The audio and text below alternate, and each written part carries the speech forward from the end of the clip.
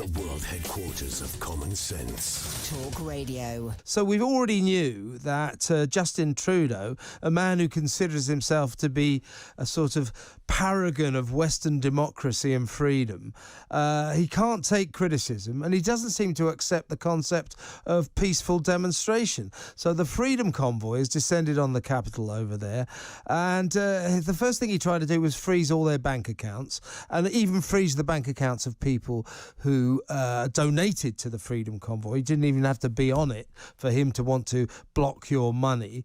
The government there is currently issuing warnings to anyone involved in these anti-mandate protests, saying that in addition to freezing their bank accounts and towing their trucks, they can confiscate their pets as well. There are plans involved to take some of the leaders of these convoys and to put them in jail. And if there's a Canadian law, if after 8 days no home can be found for these pets, they will be put down. So his latest threat, Stephen, is to kill the dogs of the protesters. What is going on with this man? Well, there's a certain madness that has attributed himself now to Trudeau.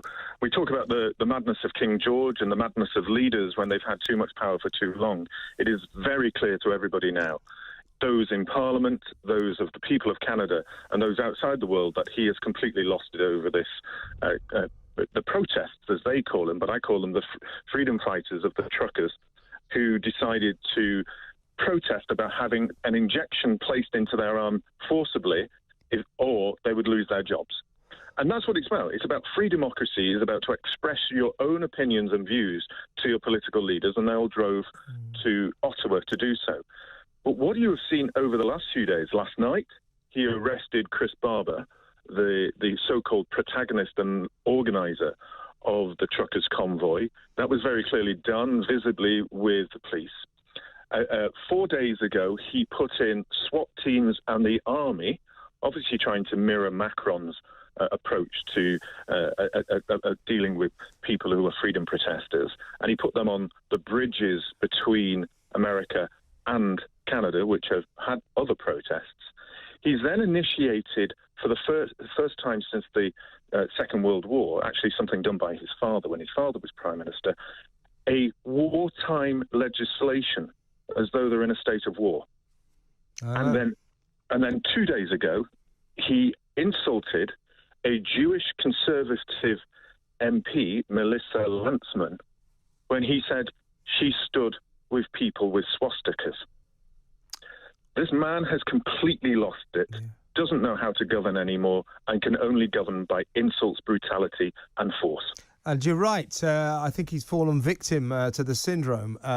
Both him, Jacinda Ardern, arguably Macron as well. They've had this ultimate power for the past 2 years due to the necessities, they would claim, of the COVID crisis.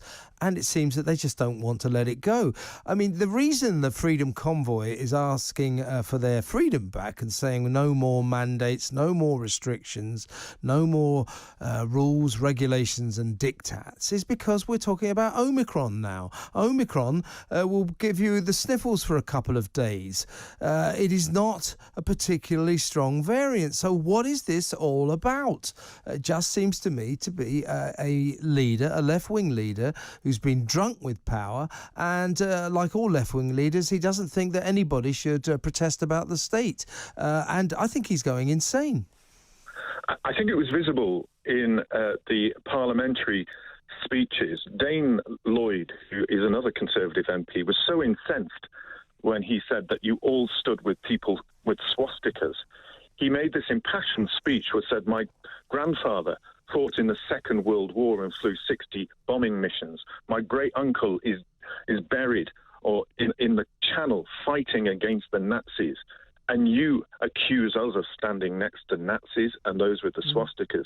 And when you watched him being asked to apologise, which he did 3 times, it was only on the third occasion when Trudeau was standing there that his hands started to shake and his voice tremored, because he could see that behind him he wasn't getting the support from his own MPs. He'd realised he'd overstepped the mark. And when you've got that much power, when you've controlled people, when you realise that the Omicron isn't as serious as you've got, and you've got countries like Britain now that is returning as best as it can to normal, and you're still continuing the power of control of your people, I think at that point he realised he's gone over the edge, and that's where his madness is. He has gone over the edge, and let's just nail the lie. See, what he says is this convoy, all these protesters, they're saying the same about the people in New Zealand, where there's also this sort of organic uprising of people who just said enough. They say, oh, you're anti-vaxxers, you're Nazis, you're racists, you're misogynists, you're homophobes. Well, first of all, sure, there are probably some anti-vaxxers involved in these protests, just as there have been here in Britain in our freedom marches. There are some anti-vaxxers, but by no means the majority. By no means all of them are anti-vaxxers. They're just people who are sick and tired of having had their liberty taken away.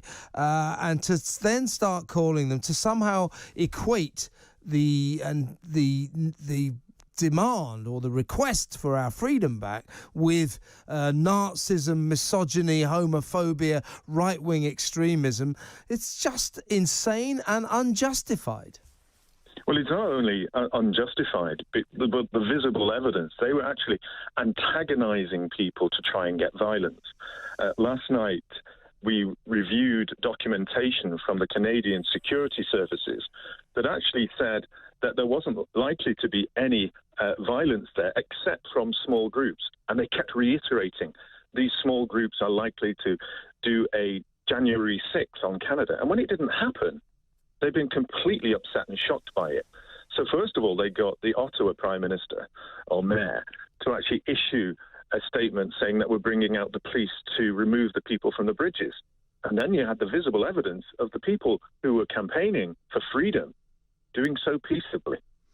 They didn't go, so they had all the troops there. They wanted to have this visible evidence, but the people were too peaceable.